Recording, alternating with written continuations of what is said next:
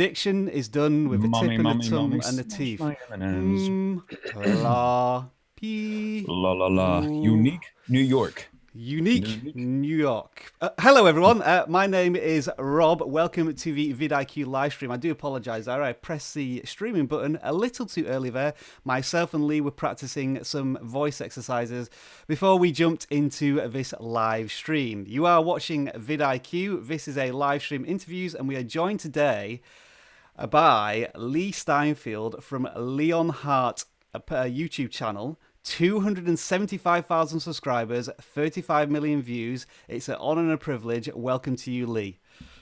Thank you so much, Rob. I appreciate the time for you interviewing me, and I'm so excited for this. Thank you. Yeah, as we've done a few interviews, but and this is by far and away the largest YouTuber who has joined us on his interview. So obviously, we're spreading our wings, and I think we're going to be joined by a lot of your fans here, or should I say, what do you call your fans? There's a special word, isn't there? The Heart Squad. The Heart Squad. Yeah. Hey guys, how you doing? So if a Heart Squad is here, please do make sure you post that.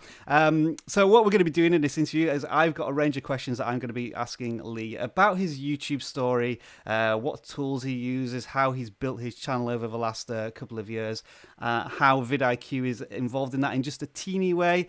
But it's also open up to you because, of course, this is a live stream and part of the vidIQ community and, of course, the Leonhart community. We want you to ask your questions, and I'll be reading through the live stream and adding some of the best questions to the ones that we have. So let's jump straight into it. Let's get straight in there. I should also mention, if you are enjoying this interview, do please give it a like button, smash the like button, or tick of a like button, or caress the like button, however you, or gotta catch them all like button. I'll try and keep it on point with a Pokemon theme in this live stream.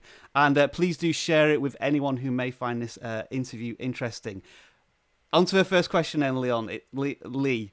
It's over to you. What's your YouTube origin story? How did you come about?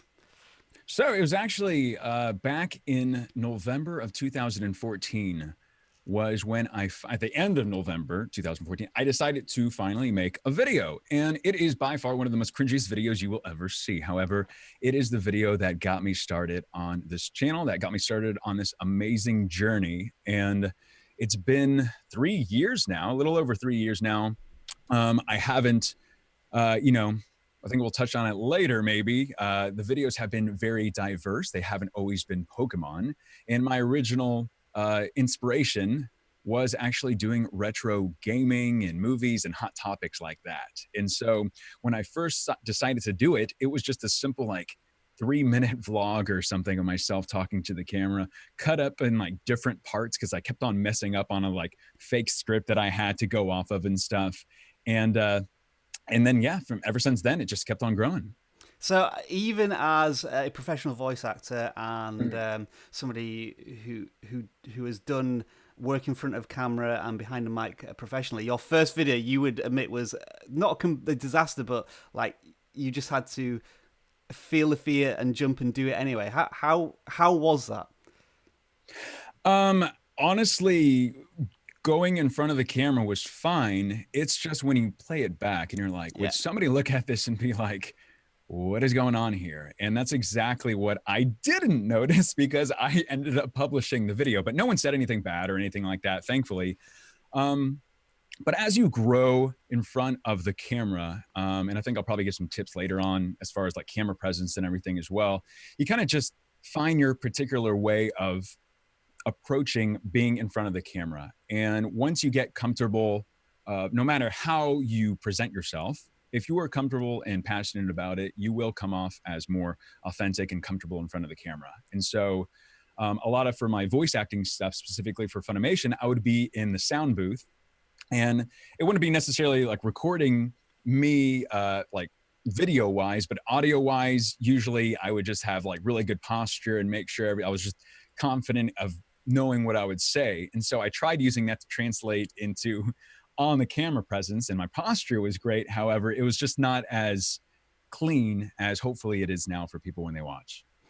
Did you have any sort of strategy for your first video? Did you say, I'm going to try and appeal to this audience with this particular value proposition? Or was it just, let's get something on YouTube and see what happens? Absolutely. So the very first thing of wanting to start my channel was doing more like list videos, top 10, top 5 for retro gaming. But at the same time, Star Wars The Force Awakens, they just had their teaser trailer that released like that day.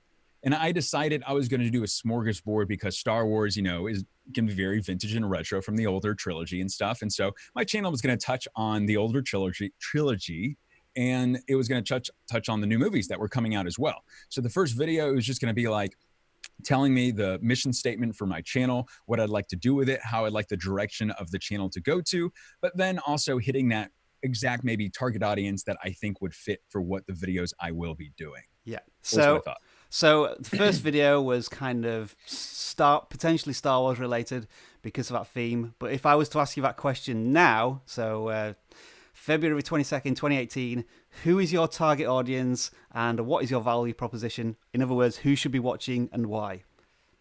So I think for who should be watching, actually, I think it would be young adults, because a lot of my channel is all about older Pokemon cards and the nostalgia that comes with the Pokemon brand in general. Because when I was growing up, Pokemon first came out. I was the original generation for when Pokemon came out. It was massive. It was crazy. The show, the card game, everything, the video games themselves, the original ones.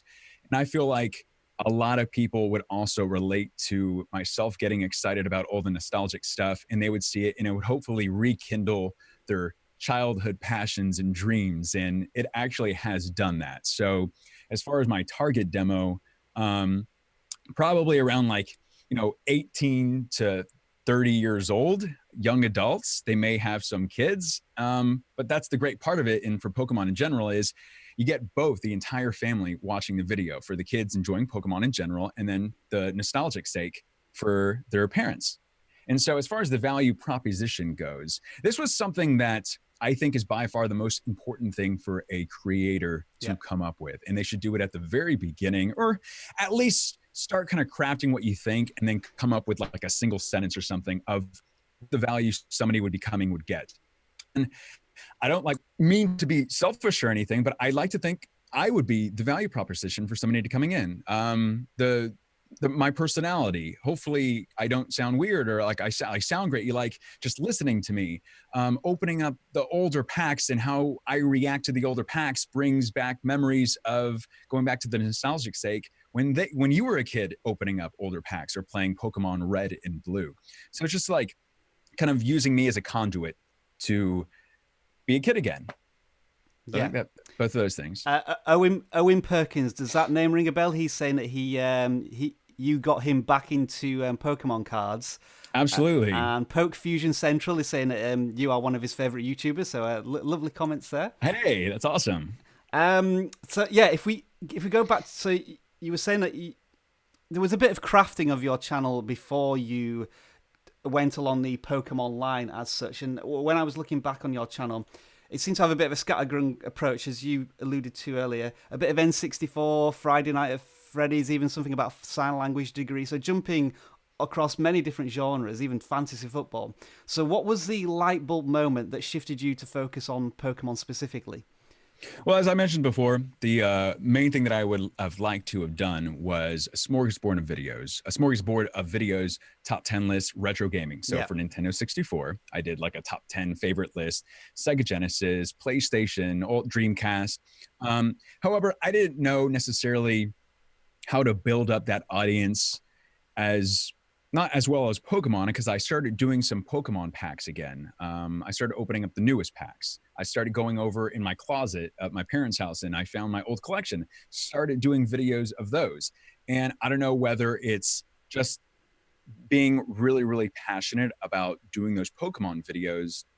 It just started hitting that I was doing the Pokemon videos, and a lot of other people started enjoying watching me opening up the different types of packs, whether they're the new ones, the old ones, going over my older cards in the collections and just seeing how happy I was to find these older cards or open up different packs that just brings you back to childhood. And so the Pokemon videos, those are the ones that just started getting more track and more people joining those, interacting with those, commenting on those, liking those videos.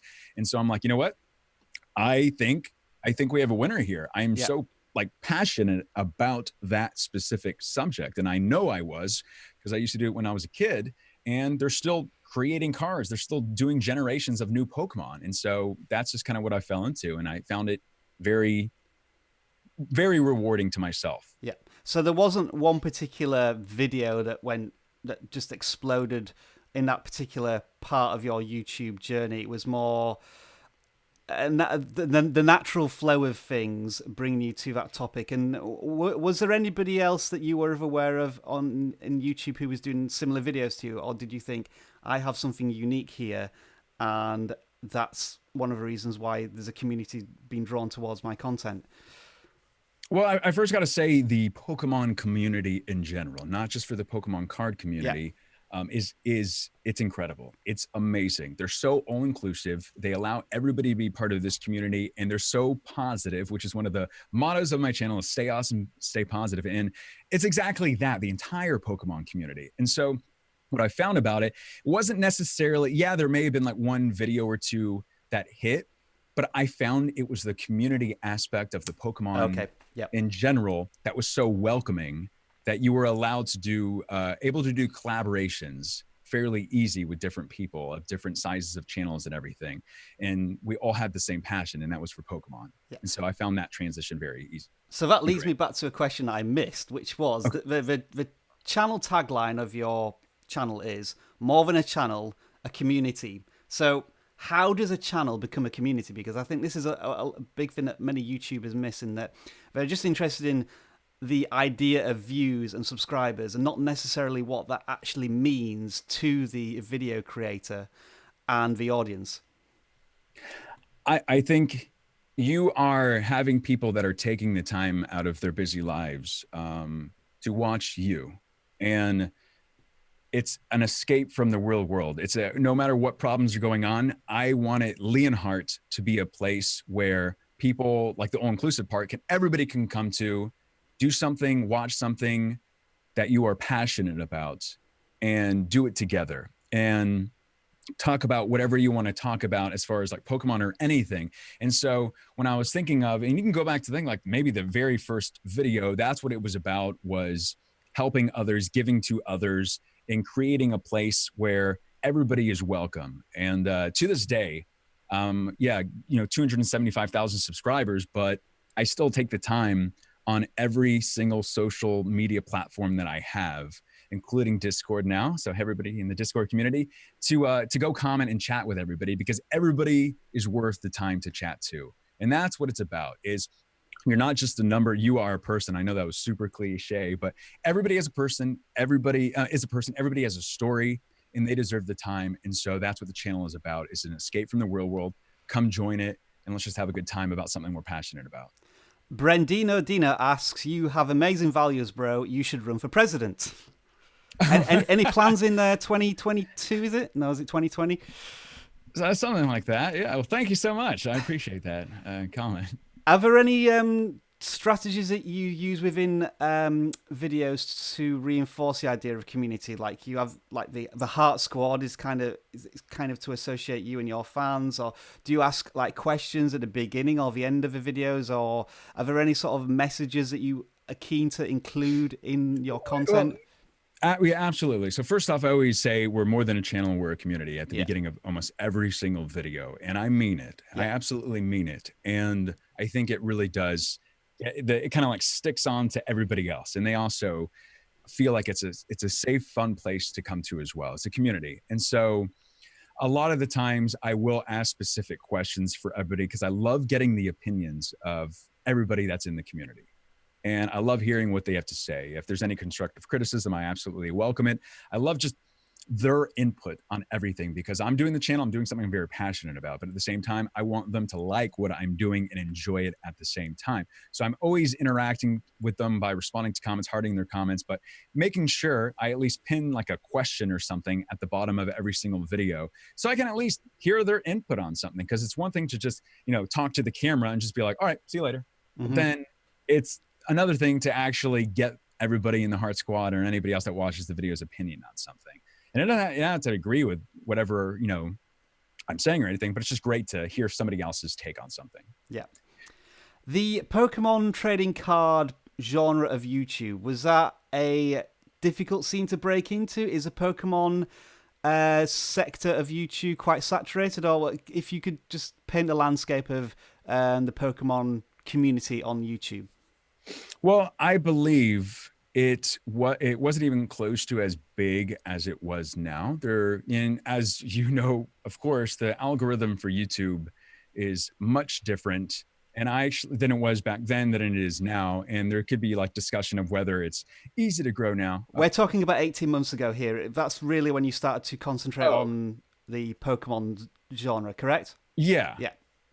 Yeah. So okay. So for 18 months ago, there was several bigger Pokemon YouTubers, and I did watch a couple of them, and it wasn't even close to I think as saturated as now. But at the same time, I like it that there's that many people that are in it. How many people are in it now? But going back like 18 months ago, there really wasn't. There was only like I think just like a few, and each of them they each had their own unique special characteristics that I just loved about everybody. And so yeah, I believe I came in a little late, but obviously it's still possible to grow no matter when you come in if you just are passionate about what you do. Yeah. And so I don't think it was saturated back then. It's a little more now just because Pokemon the trading card game had several things like Pokemon Go, a new set called Evolutions came out, which brought a lot of people that used to play the game, they back in. And so that gradually brought more people in. Brandina Dina asks, just going back to the community question, is it a risk to build a community as there may be infighting each other? So by creating your own community, you may also be creating a target for other creators. I guess the question is here, is it difficult to manage a community of your size? Like, not that there's ever been any scandals, but and you say it's a place of positivity, all inclusive. But have you ever run into any tricky situations as such? Well, one of the things about just going on positivity in general is you got to embrace both negativity and positivity. But Yeah. that being said, I am so proud of everybody in the Heart Squad in the community because there really hasn't been, I think that it just goes to Pokemon in general. There really hasn't been anything really dramatic or anything, which is kind of just crazy. But I think it just goes to showing the people that are in the community. Um, but that being said, you never know when something is going to happen, but I think the best thing is to, tackle whatever problem or issue it is head on. Yeah. So it doesn't build up into a snowball effect and to get to something bigger later on. If it requires merit to actually take care of it, or just, it's not big enough and just let it pass over and it'll work itself out. And it usually does, just not to create drama over it. So what? Yeah, yeah. So what you're saying is, don't do what YouTube does and not communicate with anybody for a couple of weeks, type of thing. Exactly. And I think if YouTube's watching this right now, I think they actually are trying to be more better. Yeah, I think so. Yeah. Stuff, but you're absolutely right. So some positive. Comments of positivity here. Matt the Gamer is saying, Leonhart, you're the reason I do YouTube. And I've got that in my comments on my channel as well. And that is one of the most heartwarming things that you're able to inspire people. I mean, when you get those comments, how do you feel? And sort of a kind of a follow-up question, Owen Perkins is asking, did you ever imagine that you'd have so many fans and such a large community? Well, did I imagine? Absolutely. I mean, you see all the funny, dorky skits that I do. I have quite the imagination. But there is being optimistic and having short-term goals, long-term goals. And so I absolutely imagined that I would get to where I am today. And I'm imagining even it growing even higher, just keep on going. But when I see like Matt's comments, his comment and stuff, I'm the exact same way. Like I have my own inspiration or channels that inspire me. And so I'm the exact same way. So no matter how big a person gets, there's always somebody that inspired you to do what you want to do. And so when somebody does say that, it means like mission accomplished. That one of the goals that I had was to help inspire people to do what they want to do. And it doesn't have to just be creating a YouTube channel. It can be doing anything you want in life. And that's kind of what the whole thing of the channel is about, is hopefully me doing something I'm passionate about will help other people do something they're passionate about. And if it's making their own YouTube channel, like, albeit, it's Yeah. awesome, man. So jumping forward to that question, actually, Albedo asks, who were and your inspirations on YouTube when you were first starting out? I guess when you watched your first YouTube videos and thought, I want to do that, who inspired you to do that? Well, there is this one person, you may have heard of him. I'm not sure. His name's Markiplier, and he's kind of big. And so I actually was wanting to play a game called The Stanley Parable, which came out a while back. And so I was like, looked up gameplay to get it. And I heard this guy was obnoxiously talking over the game. And I was like, I just want to see the gameplay. I don't want to hear somebody talking over it. But then I like clicked out of it, came back later that day, and I was stuck on to Markiplier. For some reason, I don't know what is in his voice or something that he does, but it was Markiplier who is the ultimate inspiration for my channel. Jacksepticeye, of course, and his story. For Pokemon channels, the biggest one is Primetime Pokemon. And if he's watching right now, hi, how you doing? Yeah, he's incredible. He does a video every single day, and he's been doing it. He is the OG old school Pokemon YouTube channel, and so he was absolutely inspirational to me. And I still tell him that, like a month or two ago, I was telling him that, like, hey, keep up the great work. So Primetime Pokemon, Jacksepticeye, Markiplier were my three biggest inspirations. Have you had a chance to meet your inspirations and do any collaboration work with them? Primetime Pokemon, I haven't met any of them. I've spoken to Markiplier one time, but it was online, so it wasn't in person. So I wish, and one of those long-term goals, it's not like obviously the highest one, is to meet them, and is to hopefully do a collaboration of some sort with them. And honestly, like, I'm fairly optimistic. I'll make it happen. I think I'll make it happen. Question from Matt the Gamer. What will you do when you hit 1 million subscribers? I'm thinking you've got a very rare Pokemon card that you're keeping behind, just under your sleeve, that you're going to reveal for that, or any plans for any big milestones in the future? Well, I actually do have a vintage older Pokemon booster box. It's called the Jungle Set, or at least I'm about to get that box. And the value of it, I think, is around like $1,000. And I will be opening up that booster box actually very soon. It's going to be for charity. Like, it's all going to be for charity. And that's something that is huge. A part of my channel is using myself as an influencer in the kind of power that you have to give back. And that's what I'm going to be doing in the near future. And when I get 1 million subscribers, it's going to be massive. Like, I don't have necessarily something like right now. It's a little far away at the moment, isn't it? It's a little far away. I'm kind of just hoping I'll get to 500,000 subscribers by the end of this year. But even like, we're about almost getting to 300,000, and I'll be doing something for 300,000 and kind of 350,000. So kind of going like spurts of like 50, but at the same time, you never know when I'll just do randomly out of nowhere something big. So just get ready. You never know what you're going to get, but it's going to be big. I promise that. Give me a little bit of an insight into the world of Pokemon trading cards, then, because you just mentioned that there's a box out there that's worth $1,000, and I know very little about the Pokemon trading card sector, I must admit.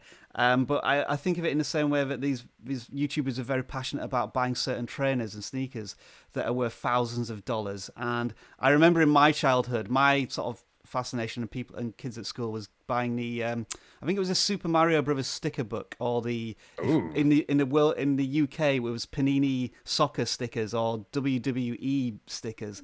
They're probably not worth much now, but Pokemon obviously has managed to maintain its popularity for going on 20 years now. So yeah, just maybe an insight into the world of Pokemon trading cards. Absolutely. And I'll do it with a quick little story. So I went to a regional Pokemon event when there was like over several thousand people that attended here in Dallas, Texas, a couple weeks ago. And I was talking with some friends, and this lady walks up to me, and she can't speak English too well, but she's holding something in an envelope. And I'm like, with my fiance, Rebecca, and a bunch of other people. And she's like, oh, like, yeah, come on over. Came over. She wants to show me something. And I'm like, well, what's going on? And she's like, you want to show it by myself, like in the corner? So we go, just us two in the corner. She brings out, she goes, I have a friend that doesn't live here, but he specifically sent this card to me. and she whipped it out, and it was a $55,000 card. It was by far one of the rarest Pokemon cards in the entire world. It was a first edition base set Charizard, specifically graded by a grading company called Beckett Grading Services, and it got a perfect 10 score. So when I was able to hold that card, that was the epitome of like the Pokemon card game in general, because the prices and the value of the cards, they keep on going up. There's not only a market for the cards, but the people behind like wanting the cards, they're just as passionate about Pokemon as I am. And they love holding those keepsakes because they are around my age, and they love having these part of their collection to remind themselves about when they first started collecting. So the market in general, and not just necessarily for the older vintage cards, but even for like the newer cards, like this very new set that just came out, is really, really high demand for it, just because of the cards in general, of how they look and how playable they are for the competitive card game, which also affects the value of the cards. You mentioned briefly that you were at a convention, and One Bit J asks the question: have you met your fans in real life? I guess at conventions, and that leads on to a more general point of how does it feel when you're sort of in this cocoon of making YouTube videos, and then all of a sudden there's people looking at you in Starbucks with a strange look on their face, or that somebody's walking towards you with a pen and paper in hand looking for an autograph. Do you feel as if you are almost like there's two different there's a YouTube Leonhart, and then there's the Lee Steinfeld who just wants to do some shopping at Costco? Well, like, first off, I'm just like an ordinary guy, just like everybody else, just doing something they're passionate about. If everybody else wants to join me on the journey, like, I mean, you're welcome to it, and let's just do it together. But at the same time, I'm very energetic and crazy in my Leonhart videos, and that's who I am, and that's who I am as a person. I don't fake any of that stuff. But at the same time, I feel like I'm a very introverted person, and I do need that like alone time, individualistic person, so that I am. But whenever I'm out like at a convention and I get to meet people part of the Heart Squad and everybody else that's just a fan of Pokemon or a fan of the channel and stuff, I welcome it. Like, I love it. It's granted, I'm saying that now. It's not like I'm like I was going to say Sean Connery. I'm sure there's better stars out there that are like, if they walk and then like they'll get so many people. It's not like that, but you never know. Like, I've been in Walmart a few times looking in the Pokemon card area, and there actually will be people, not just kids, but older people that will come up and be like, "Hey, you have the Leonhart channel? No way, this is insane!" And I welcome it. I'll spend like 30 minutes to an hour just talking to them, a random person that just walked up to me. So I absolutely welcome it. I like it. I don't think I'll ever dislike it unless it's like, a Justin Bieberish effect where they're all just like crowding over you and it's like very dangerous. I don't think it's going to get that way, but you never know. So I like it. I welcome it. It sounds like a collab tip there. If you want to collab with Leonhart, just hang around the Pokemon sections on your local Walmart and Toys R Us, and if he appears, just start shooting, and you've got a free collab there. Yeah. Right. I want to talk now about your channel and how it's become this 275,000 subscriber community. When I was looking at your stats, it started to grow in the summer of 2016, and then in the fall of 2016, it exploded, I think, like 4 or 5x. Talk us through what happened, and then sort of how you've been able to maintain your channel growth. So I'm pretty sure I remember the like exact video that what happened was I started doing where I just went to the store and brought people on that journey of myself going to a Walmart, a Target, a GameStop. And I just recorded it and I made it really fun. And I said fun 2 times. And there was many people that loved that experience because there really wasn't anything like that on YouTube. I think I called it my buying Pokemon card vlogs. And for some reason, I remember looking at the real-time statistics of that video and I go, it's only been 30 minutes and the video already had like 3,000 views or something. Ooh. And I was like, what's going on here?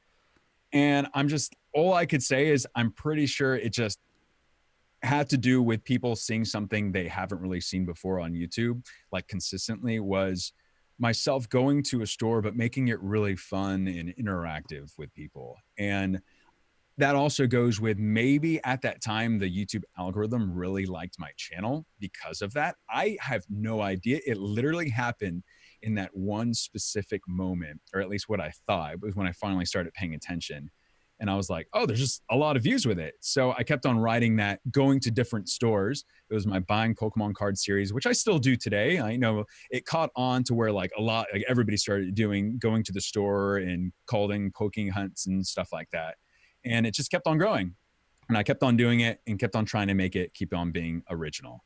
And I think it was in maybe September, October of 2016 that all of a sudden it went from like 17,000 subscribers to like 70,000 in a matter of 2 months. Yeah. And I attribute it to, one, it's the holiday season at the same time, but just I did a major overhaul of my channel at the same time. So, I mean, there's so much stuff. Like, I don't want to take up too much time, but there's so much stuff that it was myself going through my playlist, rearranging everything. I made a whole new banner on my channel, and it was the whole just putting better qualities and effort into your videos. Yeah. And that's where I came up with that original idea of the buying Pokemon card blog. It's interesting there that it sounds as if you almost started a genre on YouTube of this Pokemon card vlog experience, which you say you moved on from a little bit. And Cody asks here, where did the inspiration for your segment Random People Opening Up Pokemon Cards come from? Such a happy, feel-good segment. Yeah, so my random Pokemon cards videos, which I promise everybody watching, I will be doing another one very, very soon. But it is very, it's very, even me, I can be shy going up to a random person. I just thought I was bored one day at my old job, and I had one of my coworkers, and I'm going to go, you know what? Let's go to the store, get some Pokemon cards, and just ask random people around the entire area if they want to open up Pokemon cards. And it was a little after, I think, the Pokemon Go when it came out. So it was more popular. People were back into it. Nostalgia was everywhere. And I just started asking random people, and there was not like one person that didn't want to open up cards. Everybody was wanting to do it, which made me want to keep on doing the videos. And I think I've done like about 4 of those, or 4 or 6 or something like that. So it was just a random idea that I had, because that's what I'm trying to do with my channel, is always come up with new, fun, original ideas that I think people would enjoy. And to be a dork. Speaking of the Pokemon Go trend, did you follow that at all, or was it kind of still a little separate from the main goal and strategy of your channel? So I have a Apple phone, and I found it really difficult. I didn't even know if there was a way to actually record my phone itself without like bringing my laptop around and like having a cable connected to it. And I didn't want to do it. I know other people were doing that. So the most I did, I think, was like a how to catch Pikachu in Pokemon Go video. That video, I think, has like almost 300,000 views or something. It was really popular back then. And then I think I did one video where I actually went to a massive park and had a different camera and was recording my phone with a different camera, like a professional camera. And that's what I did. So I think I only did like maybe max 4 videos overall of Pokemon Go. In retrospect, it just, I loved Pokemon Go, but it was more just like a side thing. I know there's videos out there that were completely dedicated to doing Pokemon Go videos. And that's what they, stuck to that specific niche. But mine was more into the cards, and I kind of just stuck with the cards. So moving on to yourself now a little bit, we can see that you have the, I forgot what it's called behind you, the foam that cushions the sound. Oh yeah, the foam that's now falling off on the back. Yeah, and you put on your channel banner that you're a professional voice actor. So as a professional voice actor, obviously you have a fantastic presence on camera. And I was just wondering if you were able to give any video creators out there maybe 3 simple tips for being in front of camera, because I certainly need those. Yeah, absolutely. And it was funny because I was just at Funimation Entertainment in Flower Mound, Texas yesterday doing 2 different shows, and I can't say which shows they were, what characters I was on it, but it's an ongoing thing, and I love doing it. And that leads me to my very first point, which I have to give credit to my fiance, Rebecca, which everybody in my channel knows. Hi, how you doing? She thinks she's working today, but she's watching, so she should be watching. She told me when I asked her, what's like some good camera presence? I mean, like, what is it? And she goes, you already know it. It's, you are passionate about it. You are passionate about the subject that you are talking about, and that is Pokemon. And I think that is the absolute absolute number one tip I'm going to give everybody today watching is be passionate about what you are talking about. Because if you are passionate, it means you are knowledgeful. If you're knowledgeable, it means you'll be prepared about all the stuff. I don't know if that made sense, but you'll actually know what you're talking about. And if you know what you're talking about, you'll be more confident in front of anybody, whether it's a huge room of people or just a single Logitech webcam that I'm using right now, but talking to thousands of people that are hopefully watching this right now.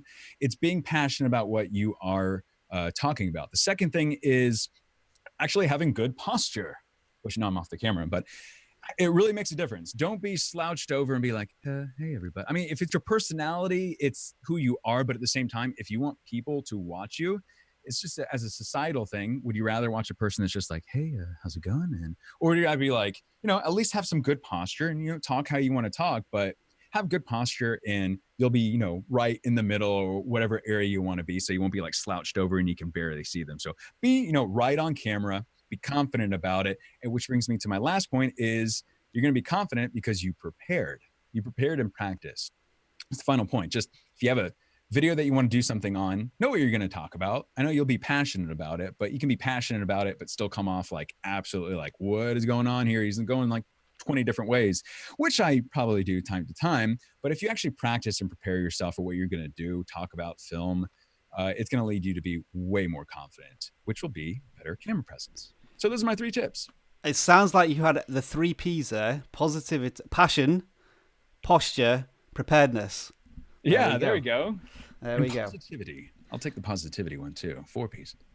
Let's move on to you now as a YouTuber. And one of the questions I ask all of the people I interview here on vidIQ is, what would you say is your greatest strength and weakness as a video creator? Well, my greatest strength, I think, would be what we just talked about, the camera presence, my personality, just being on camera and talking about whatever I need to talk about. But that being said, my biggest weakness, in it kind of just goes in general, is I have like severe, like I'll take one task and I want to do it, but then there's like another thing that I want to do, and then there's another thing that I want to do. And I try to concentrate on only one at one time, but then it just all like comes together and I get nothing done. And I'm just like sitting there like, oh, I'd rather just, oh, look, Jacksepticeye just posted a new video or Subnautica or something like that. I'm going to go watch his video right now. But I'm like, Lee, you have so many things you need to be taking care of right now, like changing this in the descriptions of your videos, doing this, looking up new fun trending ideas to do, and I don't do it. So I would say, I guess being a sloth or like laziness, one of the sins, is my biggest weakness, because that, in particular when it relates to YouTube, is, I won't come up with new fun ideas, which is what I love doing, or I won't be improving the analytical stuff side, metadata of my channel, which I need to be doing. Yeah, I call that productive procrastination, where you're still doing stuff, but you're doing like 75% of one thing, and then something else comes up and I think, yeah, I'll do a bit of that because I like to do that now. And right. Yeah, and in the end, you get everything done, but probably not in the right way. And yeah. Okay. Yeah, absolutely. Your channel in particular now, what I do is I often call this a channel audit, but I kind of feel as if this isn't a channel audit. This is more of a channel praise. This is how you should YouTube type of situation, because there's so little that's wrong with a channel, obviously being such a large channel with millions of views. But the first thing I did notice, but this is something we've talked about off interview, is that if you want to now go to Leonhart's channel, there's a link in the description, and look at the channel layout, is that you don't specifically have a channel trailer. The video that you show to new viewers is one which I think has great significance, because like the first 10 seconds of it are from the original voice actor of Ash. But then I think it's more of a 7-minute video, so maybe people visiting the channel for the first time probably don't want to see all of that. But you did say you're in the middle of creating a montage video. Do you have any more information on that? Yeah, so I am actually creating a actual channel trailer, what that section's supposed to be. Now, I know a lot of successful other YouTubers and people, they'll just put a more recent video that's doing well, and place that as a channel trailer. However, this is one of those things that I really have been needing to do and I want to do is create maybe a max 1 minute video.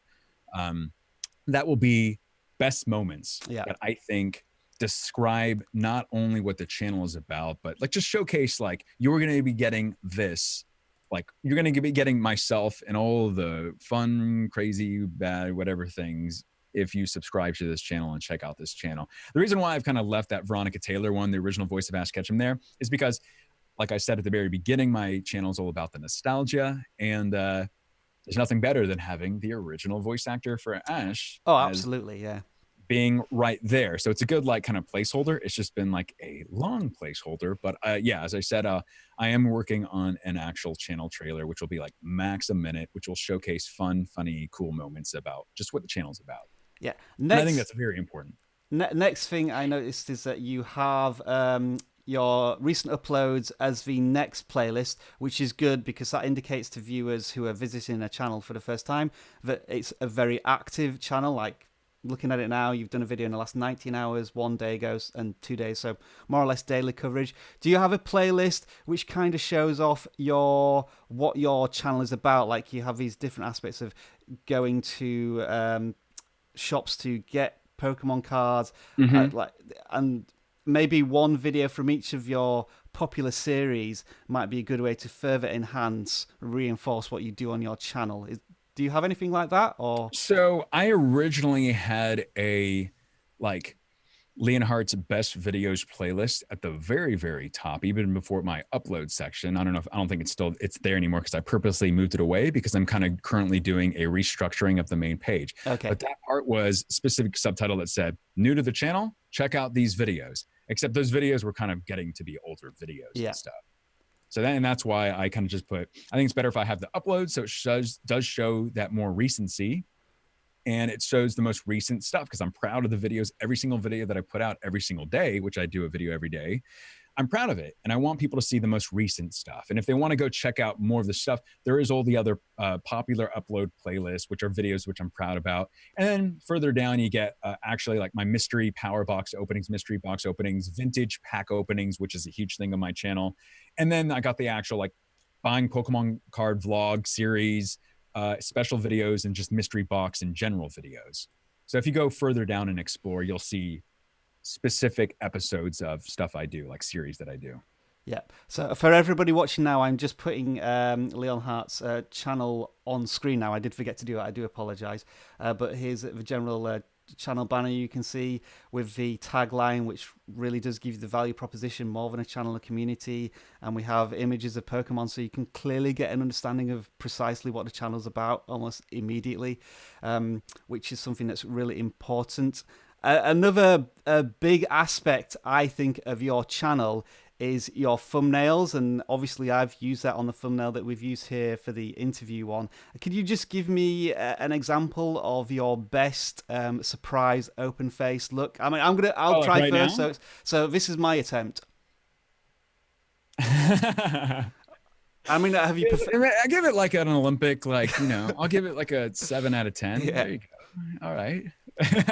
But no, you just go like, oh, like, it's in the eyes. Something. Yeah. Like you like big white, like big eyed, and go like that, or just like, I don't know, just something like really stupid. You gotta like imagine something like just happen, like a kitten, yay, a puppy, yay, I'm so excited, I just pulled a $55,000 card, yay, yeah, something like that. And you just get in the moment.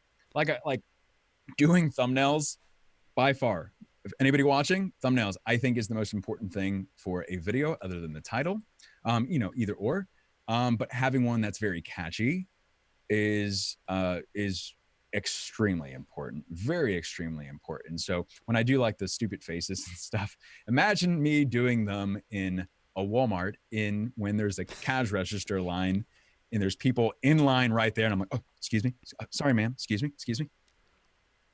And I have to hold it for like 2 seconds or something like that. So if you are ever having trouble doing a thumbnail, just think of Leonhart looking like that in front of a bunch of people at Walmart. But yeah, so that was the face, and yeah, thumbnail, very important. And we joke about it, but as you say, the thumbnail and the title are the only real two things you have to get a browser or somebody just flicking through videos to become a viewer. So I did mention that not only do you have the big open face reaction, but there's also some subtle techniques that you use on your thumbnails, such as you often give the focus of the card like a glow around it, or you use a fluorescent green arrow pointing at something. Again, it just, there's that subtle shift in color that really does attract you to the thumbnail. It's like, do you have any sort of principles or things that you must include in all thumbnails for that purpose? Well, that's kind of the thing. Kind of like a advice I give everybody is spend as much time on the thumbnail as you do on the actual video, like content itself, because you'll do like an amazing video, but then if you have like a really bad thumbnail, no one's going to click on it, and then you just wasted all your quality content. But that being said, you only want to go as so far with doing a thumbnail, like none of that clickbait stuff. But at the same time, you want to be enticing. You want somebody, with this world of YouTube in general is so saturated, you want to do something that will get people to see the video and things that are natural to a human being in general. Now, I'm not going to go into a whole like biology kind of thing right now, but I don't like the red arrow thing, so I like to use green arrows. This is kind of like a personal thing, but arrows do really help, and they help get people like, ooh, arrow, and to point to a specific point on an actual thumbnail and stuff. And the whole like glowing thing, it really does kind of like set a contrast to the back of what's ever going on, to focusing on something on like the actual thing you want people focusing on. Like when I found like the older packs. Yeah, I think that there is some studies that have shown that when you do include like a green positive arrow on your thumbnail, it does increase the chance of a click.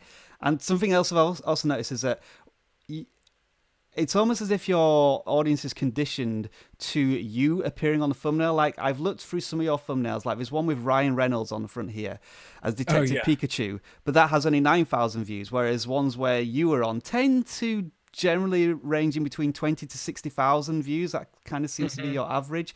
So it's almost as if your branding is so strong with you in the thumbnail that when they see something a little different, it's almost a little... it's scary of it, not even sure it's from you. Have you found that when you've been maybe experimenting with different thumbnails? and it's first off, it's always an experiment. So I'm always trying different thumbnails to see what works, what doesn't, because the actual thing that you're doing, like the subject matter of the video itself, it plays so importantly to deciding what is a proper thumbnail. Because sometimes I found old Pokemon card packs at Target. I didn't include myself in that one. I thought it would be better to just, the show is not me for this video. The show is the older packs. Yeah. Now, if it's like Leonhart's trip to Beckett Grading Company, that was about me, and I couldn't think of a better thumbnail and stuff. So it was just like me in front of the actual grading services. So it really matters on the actual subject matter. But that's what I like about community is I want to do a video that, where you can talk about anything for the most part, but they're coming to see me and enjoying whatever I'm doing in the video. So hopefully it'll get to that. It's gradually getting to that, and I think it'll keep on getting better. Another thing you do with your titles is that you capitalize them. Is there any particular reason you do this?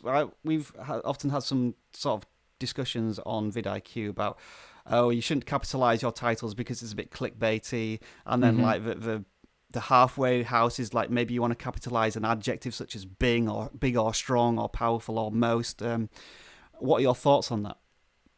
So if there are specific parts of a title that I want to be the hook, or like to get people to watch, I'll usually capitalize those parts. And then if it's like just like a dash, and then there's like another part of a title or something, I probably won't capitalize that part. So it's just kind of like probably basing it off of like when I used to watch Markiplier, and I still watch them, but whenever like I saw those, they would have something in their Let's Play, this happened, dash, and then the name of the game. So I kind of just stuck onto that, and I use that, and that's just kind of what's been working for me. So I don't really, I'll change it and experiment it with different videos, but for the most part, don't fix what's not broken, I think is the quote. But yeah, good stuff. I'm now looking at one of your videos in particular, the massive Pokemon cards haul from Walmart, a fairly recent one. And your content is now at a point where you can actually rank with high volume tags, such as, I think Walmart was ranking for you. It isn't today, but I think when you first posted this video, you were actually ranked for Walmart, but you're still ranking for Pokemon cards, Pokemon, Walmart.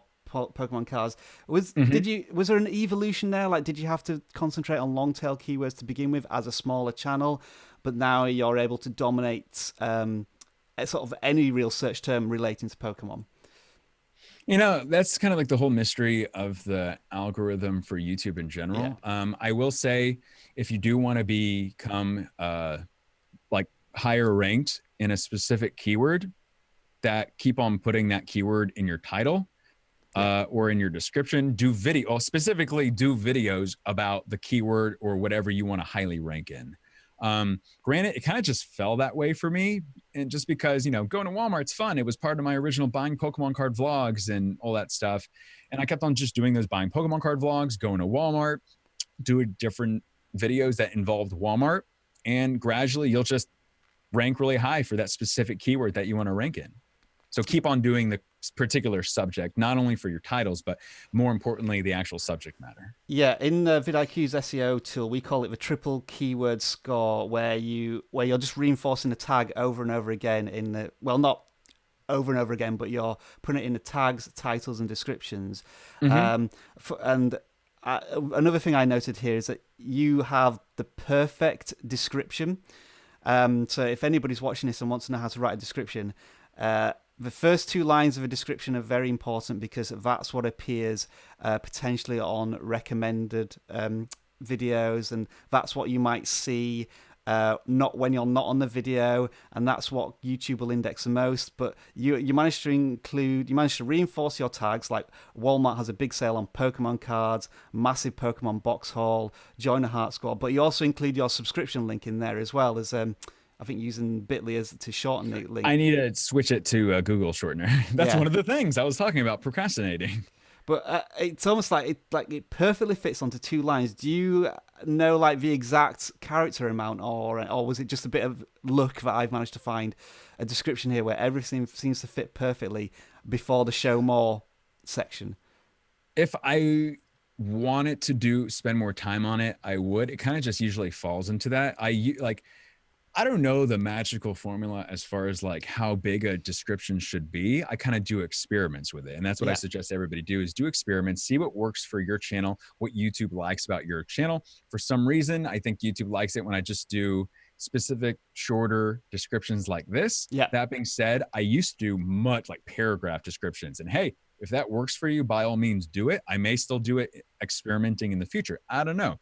But I think having a quick 2 lines that appear at the top whenever you search for videos, that gets the point that I want people to see to get them to watch the video. And also it does affect them. It's the metadata. So that's what YouTube is also catching, those specific searchable keywords. Yeah, and you do get to a point of diminishing returns where, absolutely, if you had the time to write a 200-word description, that's far better than a 2-line description, but you've also got to factor in how long is it going to take to make the thumbnail, the tags, metadata. Right. So, but if anybody's wanting like an example of a perfect description in 2 lines, tells you exactly what the video is about, reinforces the tags that Lee's used in the title and the video tags, then this is it. Cool, and one more thing I had, it's obviously with a channel of your size, 275,000 subscribers, on this particular video you have, 311 comments, but I'm sure you have other videos where you have thousands of comments. That's probably almost impossible to handle as a single YouTuber. So how do you prioritize communication with your fans? Honestly, and the fans are everything. The Heart Squad's everything to me. And this goes as a person of who I am. I take the time to respond to as much people that message me or contact me as possible. So it'll be like 12 o'clock in the morning and I'll be on my Instagram and I'll go be throwing my messages on Instagram, my emails.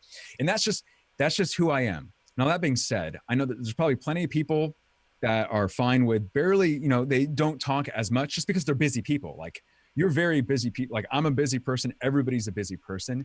It's just, for me, I would feel very, very guilty if I was not able to take the time to respond to people and comment people. Because like I said at the very beginning, they take the time to watch me. I should take the time to comment and respond to people. Yeah. And the last thing, the community tab.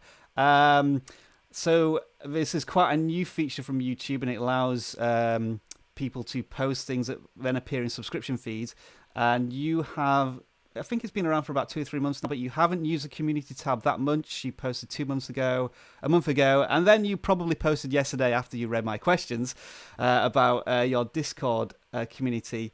I would recommend trying to do some voting polls on there, because for the size of your channel, you'll probably be getting results in the tens of thousands from responses from that, and then that could really help maybe drive future content if you wanted to use that. Right. Is that something that like, as you say, you just haven't had time to look at it? Or That's it. That's exactly what it is. I have it written down.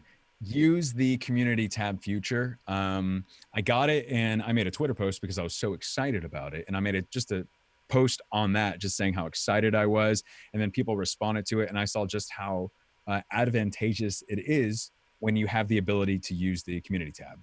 Yeah, and I recommend that to anybody who does have the community tab. Use it, but don't abuse it. Maybe one post maximum a day. Okay, so we've already actually asked you about your YouTube inspiration. So let's move on to the vidIQ stuff. Okay. What tools do you use on a regular basis, and kind of how does vidIQ help you run your channel? So actually, I use the boost feature from vidIQ. And if people don't know what that is, there's an ability on each of your videos at the very bottom when you are uploading it. And while it's uploading, you can press boost this video, and it'll help you search highly searchable keywords and stuff that you can put in your little 500 character limit keyword thing. And so I'll use that basically every single video. I'll also use the, what's it called? The SEO keyword search on the vidIQ Chrome extension on my actual browser itself. So when I'm coming up with a title or something, you can actually search for different keywords. And so I can just type in Pokemon cards, and I'll see what's currently highly searchable at the moment.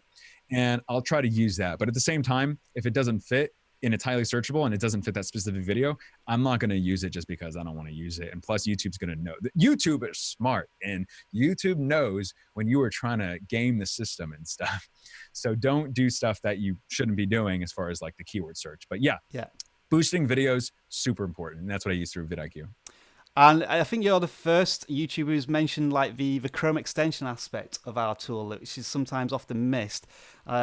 We have, when you install a Chrome extension, you do have a vidIQ button, which gives you access to all sorts of web suite applications as well. And Lee was just mentioning there the keyword research. So if you are a vidIQ user, have a look for that button in your Chrome extensions and just maybe have a quick visit of those extra features that we do have there. Okay, right. So we're moving on to the quick fire round, Lee, where I ask you 10 questions. And what I want you to do in the chat, folks, is once we've got through these questions, start preparing your own questions as we'll sort of go into a bit of Q&A with the time that we have left here. So are you ready, Lee? I am ready. I stretched. So these are one word or one sentence answers. Let's rock and roll. Other than YouTube, what social media platform do you use most? Facebook. What's your current main video camera and why in one sentence? Canon Rebel SL2, because it's light, compact, but it still does the job. You should be selling that product. What would Canon, you if you're hearing this. What would you be doing if you weren't making YouTube videos? Well, I'm actually a licensed attorney, so I would be an attorney. Are there any interesting? This is a side question. Are there any interesting Pokemon stories that have gone through the courts or anything? Yeah. Well, when Pokemon Go came around, there was tons of people invasion of privacy. So they would go onto their houses, graveyards, walk off cliffs in California and stuff. So much stuff. So that was actually big stuff. And one of my friends, if he's watching, Drew Rosso, he's an intellectual property attorney, and he actually handled and did huge articles about that. And that was kind of the main thing for intellectual property. Favorite sport and which team do you support? San Antonio Spurs, and that would be basketball. But I do love the Olympics. Are they having a good season this year? I know nothing about basketball. No, there's like bad stuff going on with Kawhi Leonard, superstar player, one of the best players in the league. And he's medically cleared to come back. However, he is not wanting to come back, and we don't know exactly why. And if you know the Spurs, there's never drama ever with that team. And this is the first time ever. And it's in the news like today, I saw it. So I'm not really sure what's going on, but they're still playing pretty well, even without him. One thing you would change about YouTube right now? Hi, YouTube. Please send out all videos to everybody that subscribed to your channel. Without having to click on the notification bell. Yes. Have you ever told anyone how much you earn on YouTube outside of your immediate family? Yes. When I had somebody kind of help me give me advice for my channel and stuff, I told them so I can pay them to help me. And how that's a sensitive subject for a lot of YouTubers. How do you feel about that? Well, for myself, I just think it's not right. Or I mean, if I won't tell like just a casual person, but if it's like somebody that there's a potential collaboration or something as far as like the business side with it, then, you know, I'll bring it up, like talking to like a network or something that I'm partnered with or something. Like obviously they handle it. So, but for the most part, if it's just a casual person asking, I'm not going to say. It's just kind of like a society kind of thing where you don't say how much you're making. It tends to be one of the most popular questions asked to big YouTubers, and we've had that question come up a few times in a live chat. But yeah, obviously, you don't just answer that question to anybody. If you could make one more video, what would it be about? And here's the thing. Oh, I need to talk really slow or fast for this one. It would be just a vlog talking to everybody. That's it. Favorite book? My favorite book. Well, I did like The Great Gatsby. Favorite movie? Starship Troopers. The original. Is that the one 1997? Yeah, with Denise Richards. What's the director's name? Peter Verhoeven, who did Paul Verhoeven. Yeah, who did RoboCop as well. I agree. And I think he did Total Recall. I love the soundtrack to Starship Troopers as well. Yeah, it's awesome. And Casper Van Dien or whatever, he's the main guy that did it. It was good. I like that movie. And favorite artist and track, musical artist. For music? Yeah. So here's the thing. I'm not a big music person, so I'm just going to say video game music. I'm completely with you on that. If anybody listens to a playlist, it's stuff like Back to the Future theme tune, Final Fantasy VII battle music. I'm completely on board with that. That's my playlist. That is my playlist. I literally have that too. So another tangent name. What's your favorite video game OST? It would be, well, let's see. I was going to say Final Fantasy, but there's like, which one, Leonhart? Probably Final Fantasy IX. And I say that because your favorite Final Fantasy is usually the first one that you play. That was the first Final Fantasy that I played. I tried playing Final Fantasy, played fully because I played 7 and 8, but with friends, and I didn't really follow through with it. So 9, amazing OST.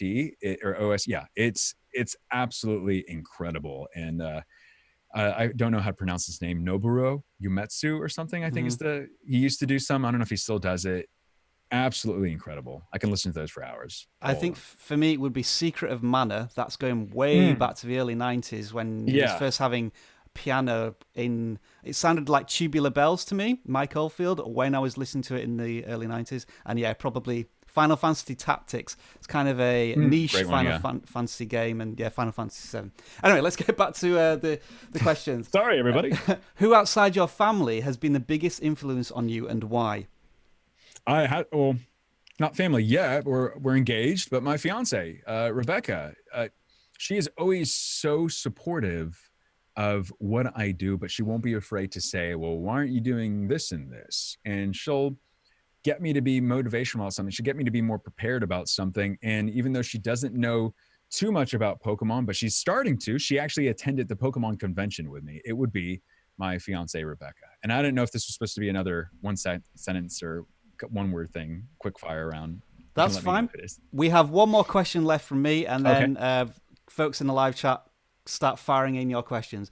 One piece of advice for any video creator just starting out on their YouTube channel today. Starting out. I would say pick a particular niche. That's what YouTube, I think, likes, is you picking a particular niche and sticking with it, because then you'll be ranked for those keywords in those search terms. And if, like for me, Pokemon came onto me because I was passionate about it. And then I just started doing more Pokemon. Bam, YouTube officially recognizes me as a Pokemon channel now. And that's what I'm like sticking about. So if I all of a sudden start doing, like, I can do like Yu-Gi-Oh or maybe some Magic, And there'll be people part of my channel that like that, so they'll watch it. But if all of them start doing like a Lego video or something, it may not, it's not going to go as well as a Pokemon card video. So I say, if you're just starting out, pick a particular niche topic and stick with that topic, learn all you can, know the trends of that particular niche, and just stick with it. Yeah, I think brilliant advice there. You may not realize this when you're covering a topic over and over again and not getting the views that you want, but somewhere in the background, that algorithm is identifying that you're sticking to a topic. And if you're producing good content, YouTube will at some point decide that you may be an authority on this and then start to push your content more. I think that's it's very similar to what happened with in a previous life. I was a tech channel, and I was just trying to cover big reviews of like the new Galaxy S8 and or the iPhone 10, like all these big phones, where I was going to get overtaken by big YouTubers. And then I stumbled upon the idea of doing just screen recordings for your iPhone screen, very particular niche topic. And all of a sudden, YouTube just started pushing an audience my way. And that's how I built my previous channel before moving to vidIQ. Again, going off on a little tangent, but when you find something you're passionate about, find a niche in that particular topic and Absolutely. just go for it. Okay, so thank you very much for the questions from me, Leo. Leonhart. Lee, I can never remember which way to call it. That's fine. Let's move on to some questions from the audience there. We've had a couple of times people asking if you're going to be doing meet and greets in particular states or even abroad in the UK. Is that something that you would like to schedule in the future, or does it just not fit your... Yeah, so I mostly did a lot of my meet and greets so far. I mean, they've only been in the state of Texas. I am possibly going to be going to PAX East in Boston. I know people have heard of that one, and probably somewhere on the West Coast as well. And then, hey, I'm not going to forget about people in Minnesota and stuff like that too.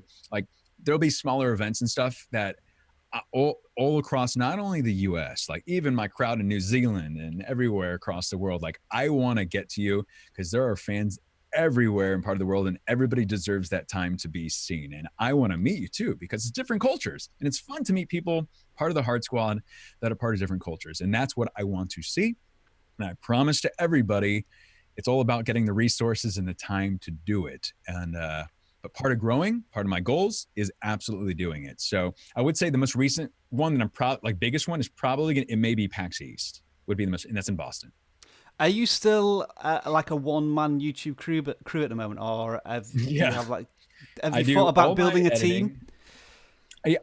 So I do all my editing. Like, I want to put like a cast like credit thing at the end, and it would be funny because it'll just be like editor, producer, executive producer, Leonhart. It would be all of it because I do everything for the channel. Is that smart? Probably not. And I started looking for maybe like an editor or something, but I haven't put as much time as part of that whole list that I need to do. That's something that I really should do because it's so important. Just like the bigger Jacksepticeye stuff, they have editors, and that probably saves them so much time. Granted, you have to have the money and the resources for doing that. So yeah, it's I do everything right now, and I absolutely plan on, as far as like making it easier and more efficient, so I can. The whole purpose is so I can do better quality videos, invest time in researching to do improving the channel in general, whether that be with the ideas or just the metadata behind the scenes stuff. I need that time. But if I'm always doing the editing, which takes the longest, and all that, and filming the videos, I'm not going to be able to, improve. I'm sure you will probably expect now about 100 resumes dropping into your inbox tomorrow saying, I can edit your videos. LeonhartEntertainment@gmail.com if you are an editor, actually. No, Owen asks, will you start live streaming Pokemon games? Have you dabbled in live streaming at all on your channel? So I've only done it on my Instagram @Leonhart54. Shameless plug. I did it on there. It is the most addicting thing. Like this live stream, this is the first time I've done a live stream on YouTube. And it's not me hosting it, but I have my Twitch, which is set up. But I'm waiting till I move into my new place to where I'll actually have better setup to where I will be able to do live stream. So the answer is absolutely yes. It will not only be games, but it'll be me opening up Pokemon cards and anything you can think of. So yes, live streaming is awesome, as you know, Rob. Another question that came in, but unfortunately the name has disappeared off the chat, is if you could collaborate with one YouTuber, who would that be and why? Well, like I said, it's got to go with the inspiration. Markiplier, absolutely his charitable efforts, his genuineness, I don't know if that's a word, just how real he is in his videos. I think that would be a great collaboration, just because a lot of people do say I'm like the Markiplier of Pokemon. And granted, yeah, I watch his videos and stuff. So it obviously subconsciously, his kind of way he is rubs off to me. But at the same time, I've been watching him for years. So I kind of know based off of like all his live streams, how he like, how he presents himself. But I think we have a lot in common as well. So I think it would just be fun. Like our both dorky personalities and stuff would make a great video. Have you tried to contact him, or only does he have a layer of people that you like I spoke to him for like a second? Yeah. But that was like a second, and that was like a little while back. However, there is potential possibilities like in the future, and I'm kind of actually working on it at the moment. And it's not me just standing outside his house going, pick me. No, it's actually like some of the other friends like Tyler and Bob, Moisgrim and stuff. I actually am better friends with them, but at the same time, you don't want to like push boundaries and stuff. Yeah. So it's a work in progress. You never know. You have your first application from Poke Fusion Central. If you're looking for an editor and can possibly help, I can make whatever and show you the credentials. So we'll you must have 3.9 GPA and Harvard MBA. There we go. The next question was from Kids versus Dads Gaming. How long did it take you to get to 100,000 subs? And I guess a kind of follow-up question is, how did that feel? What sense of achievement was that for you? Well, unfortunately, I don't have my silver play button here. Actually, I keep it in my bedroom in my house because I have it on the wall as like a daily reminder. Wake up with that purpose, go out there, tackle the world. Inspirational. There you go. But it's so different for every single person. For me, it started November 2014. It wasn't until September and October of 2016 that I find, and it took that long for me to get to the 17,000, 20,000 subscribers. Granted, I may have not known the topic of what I was doing, wasn't as good as YouTube. The algorithm was much different than it is now. So there's different ways to get bigger, faster at the same time.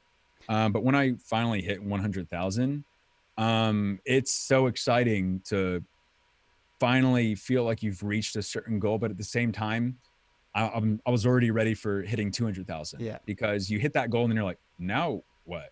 I hit it. What's the purpose anymore? That's where the actual short and long-term goals written down come into play. Yeah.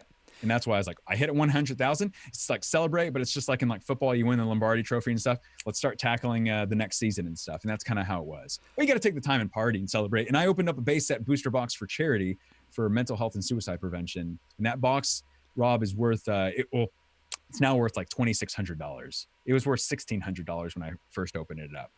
But so that's what I did. I was so excited. I opened up a base set booster box. Once we've gone through the rest of the Q&A, we'll get back to your the charities that you support on your channel, because I think that's something that's definitely worth touching on. Matt the Gamer, Chrome or Internet Explorer? I use Chrome. Does anybody use Internet Explorer? Exactly. The Doberman asks, if you had to start all over again, would you change anything? No. I mean, now I know what I think it takes to succeed, but at the same time, I stay true to my values as a person, as a human being, and how I want my community. And I just got to say, Hard Squad out there, you guys are the epitome of what I wanted the community to be. So thank you so much from myself for being what I wanted y'all to be. So I would not change a thing, honestly. I would be who I'm doing right now, just sticking to what I love, what I'm passionate about.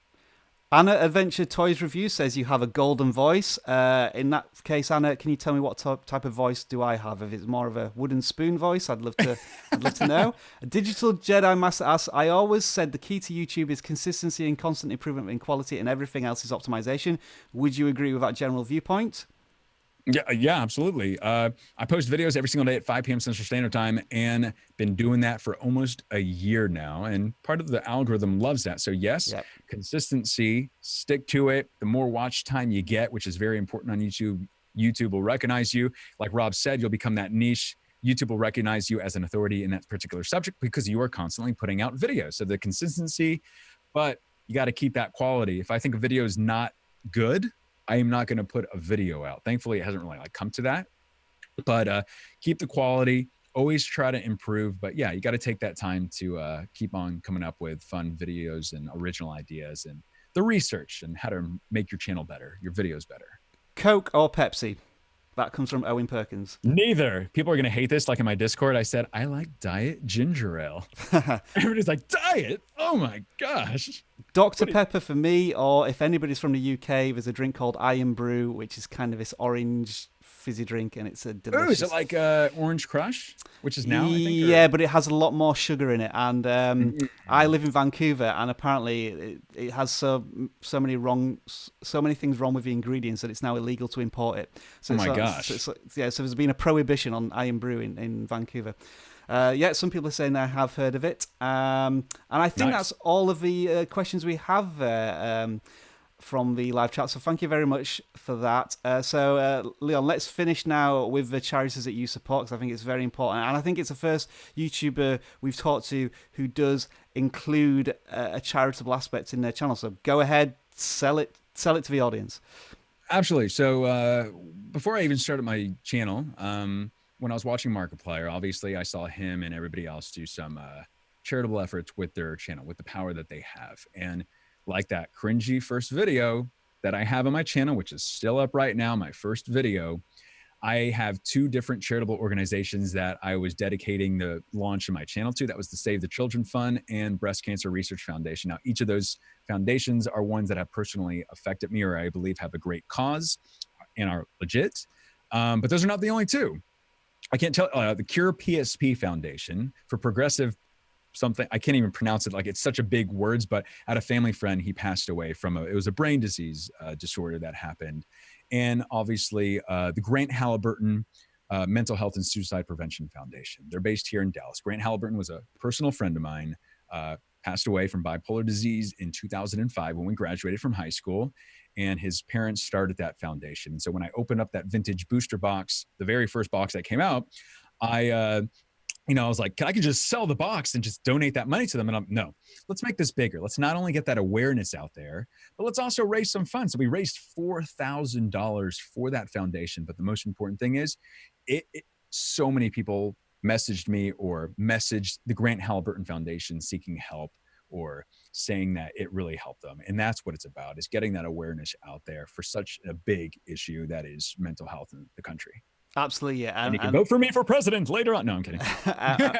Yeah, and when you have an audience of 275,000, the opportunity to spread that awareness is multiplied so much. And I believe the links to some of those charities are in your About page on your channel. Do you put them in the description as well of your videos?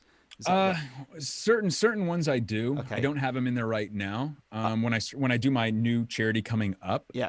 It'll obviously be in there, and then it'll probably be like a little campaign and stuff. But yeah, my About section of my page has several links. And I'll make sure to leave those links in the video description. Sure, I appreciate it. Thank you. This interview. So it just leaves me to say thank you very much for your time, Leon. It's been an absolute honor. And yeah, it's a fantastic interview, as always, here. Yeah, thank you so much for taking the time. Everybody out there, watch this guy's videos. I watch him to improve. vidIQ's videos. He does an amazing job of them. They get straight to the point. They're honest. And frankly, he does a fantastic job. Your camera presence is great. So I don't know what you're saying about it, but I think it's great. You do a great job. And thank you so much for taking the time to inviting me on here. I appreciate it. And your check is in the mail for that promotion. Thank you very much. No. He's kidding. There's nothing like that. Where can we find you on the interwebs all over the place? So my YouTube channel, it's youtube.com/Leonhart54. My Twitter is the same thing, Leonhart54YT, and Instagram, Facebook, Friendster. No, I'm kidding about the Friendster part. But yeah, all basically the social media platforms, just search for Leonhart on there, even Twitch. Search for Leonhart Plays. I will be doing live streaming finally, and this is kind of like a springboard, hopefully, for getting me to get on in there and do it. Thank you very much. And if you're watching this video, you obviously know where vidIQ lives. All right, everyone. Thank you very much for joining in this live stream. I really do appreciate all the chats there. And we will see you again soon. And I will leave you with the usual tagline of vidIQ, which is enjoy the rest of your video making day. Over to Lee. And stay awesome, stay positive, and we will see y'all in the next video.